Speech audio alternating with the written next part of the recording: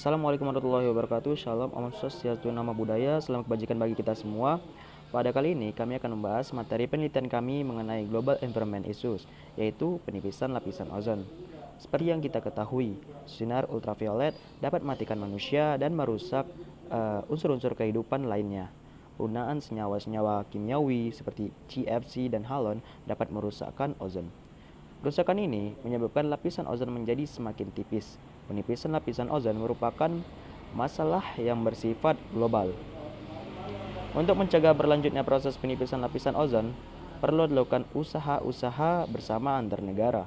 Usaha-usaha tersebut diantaranya telah tertuang dalam hasil pertemuan Montreal. Peristiwa ini telah terjadi sejak berjuta-juta tahun yang lalu, tetapi campuran molekul-molekul nitrogen yang muncul di atmosfer menjaga konsentrasi ozon relatif stabil.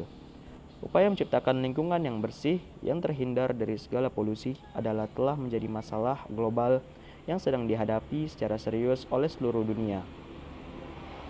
Penelitian ini merupakan penelitian kualitatif yang bersifat deskriptif, sehingga penelitian ini menekankan pengumpulan fakta dan identifikasi fakta. Komponen dalam metode penelitian ini adalah mendeskripsikan, menganalisis, dan menafsirkan temuan dalam istilah yang jelas dan tepat. Jenis data pada penelitian ini adalah data sekunder yang diperoleh dari studi kepustakaan yang meliputi data sekunder maupun tersier, di mana bersumber dari kamus, internet, dan lain sebagainya. Teknik pengumpulan data dilakukan dengan cara literatur review, dengan cara melakukan survei terhadap artikel ilmiah, buku, dan jurnal yang berkaitan dengan judul kami, dan membaca jurnal peneliti-peneliti sebelumnya dan merangkum sebagian data yang dihasilkan. Teknik analisa data dalam penelitian ini menggunakan analisis kualitatif, yaitu dengan cara menguraikan data secara bermutu dalam bentuk kalimat serta pernyataan untuk mempermudah membaca dan memahami data. Berikut penjelasannya. Selanjutnya, secara alami konsentrasi terbesar gas ozon di atmosfer berada di stratosfer, di mana yang berfungsi menyerap air sinar ultraviolet dari radiasi matahari, sehingga intensitasnya di bumi rendah. Jika intensitas sinar ultraviolet di permukaan bumi lebih tinggi dan menyebabkan iritasi mata, katarak, iritasi kulit, dan mengganggu metabolisme tanaman.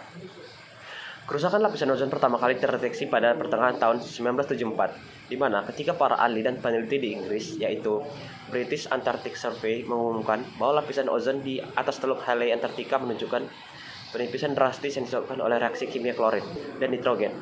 Pengamatan di Harley Bay mencatat bahwa penipisan yang terjadi mencapai sekitar 30-40% dalam satu dekade, di mana hal ini menyebabkan perusakan lapisan ozon dianggap sebagai salah satu bencana lingkungan terbesar abad ini. Sementara itu, hilangnya lapisan ozon di kutub utara baru diketahui pada tahun 1980. Zat utama yang dapat merusak lapisan ozon adalah unsur klorin yang dikenal sebagai zat CFC.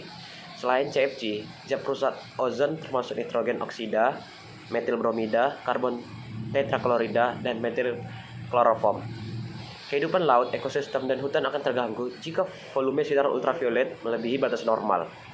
Indonesia merupakan salah satu bentuk dari banyak negara di dunia yang turut serta dalam upaya memerangi kasus penipisan lapisan ozon yang terjadi di dunia. Indonesia pada kasus ini melakukan penandatanganan Konvensi Wina dan Protokol Montreal sebagai bentuk tindakan nyata. Indonesia memiliki kewajiban untuk melaksanakan program perlindungan lapisan ozon secara bertahap. Ozon dapat ditemukan di troposfer sebagai polutan yang berdampak negatif bagi kesehatan manusia dan hewan serta mengganggu metabolisme tanaman, dan sebagian besar berada di stratosfer yang memiliki fungsi penting, yaitu sebagai pelindung bumi dari radiasi ultraviolet dan matahari. Penipisan lapisan ozon dapat disebabkan oleh senyawa seperti CFC, nitrous oxide, metibronida, karbon tetraklorida, dan metikloroform. Penipisan lapisan ozon menyebabkan intensitas sinar ultraviolet yang lebih besar mencapai bumi. Kehadiran banyak sinar ultraviolet bumi memiliki efek buruk pada kehidupan. Ketebalan lapisan ozon dapat dipertahankan dengan cara mengurangi atau tidak menggunakan bahan-bahan yang dapat menyebabkan penipisan lapisan ozon.